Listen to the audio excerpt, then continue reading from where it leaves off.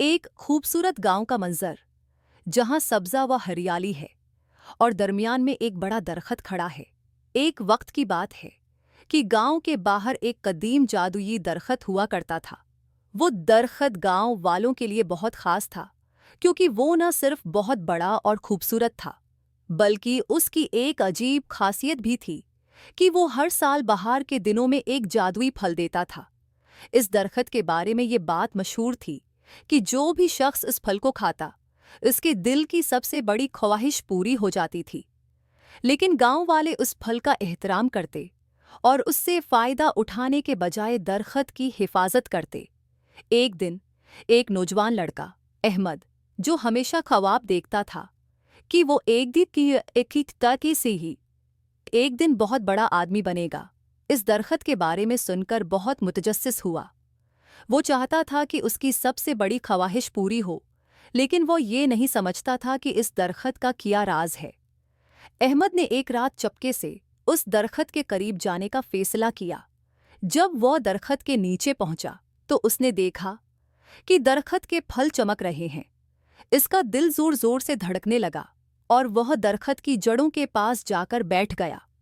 उसी लम्हे अचानक दरख्त ने बोलना शुरू कर दिया। तुम यहाँ क्या लेने आए हो? अहमद चौंक गया, लेकिन उसने फौरन जवाब दिया। मैं अपनी सबसे बड़ी ख्वाहिश पूरी करना चाहता हूँ। मैं अमीर बनना चाहता हूँ। दरख्त ने हंसकर कहा, तुम्हें पता है कि मेरी जादुई ताकत क्या है? मेरी ताकत यह है कि मैं सिर्फ इन लोगों की ख्वाहिशात पूरी करता हूं जो दिल के सच्चे हैं, जो दूसरों की मदद के बारे में सोचते हैं, ना कि सिर्फ अपने फायदे के लिए। अहमद शर्मिंदा हो गया। उसने कहा, मुझे नहीं मालूम था कि इसमें इतनी गहराई है।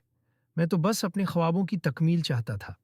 दरख्त ने नरमी से कहा, अहमद, हकीकी खुशी और कामयाबी वो है जो तुम दूसरों के साथ बांटते हो।